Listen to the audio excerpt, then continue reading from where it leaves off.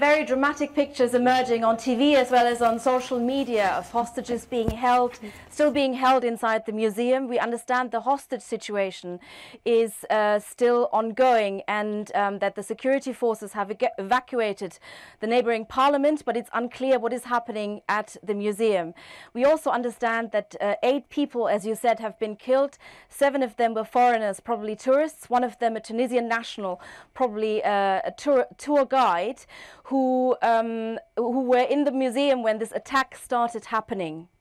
This museum is one of the major tourist attractions in the city. It's a must visit for most people who come to visit the capital.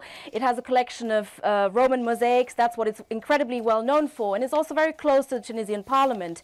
In a way, both of these buildings are connected and they're on the same ground. So it's a place where tourists go to see these artifacts. I've been there a couple of times myself. It's, as I said, about 2 minutes away from the Tunisian parliament, and it's fairly easy to cross from one building to the other building.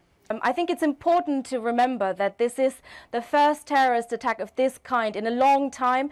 It's the first time that civilians, foreigners and Tunisians have been killed in more than 10 years. There has been terrorist activity that all politicians from all sides have been concerned about against security forces here. But so far, no civilian, no tourists were attacked. So it's something that came up during the election campaign last year, and it was a dominating issue in the last couple of months. And in fact, the MPs who were in parliament were discussing anti-terrorist legislation that they want to pass as soon as possible, because the Tunisian authorities and Tunisian public is quite concerned about the reported numbers of Tunisians who are said to be fighting in Syria, who are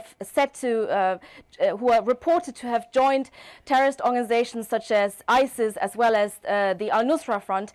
And they're also concerned about a possible flow of jihadists from neighboring Libya ever since an ISIS presence has been reported there. So I think it's important to remember that the borders between Libya and Tunisia are quite open. People can cross over, Tunisians and Libyans can cross over without needing a visa. So these kind of issues have been discussed here for a while, and it's something that ordinary people have been quite concerned about.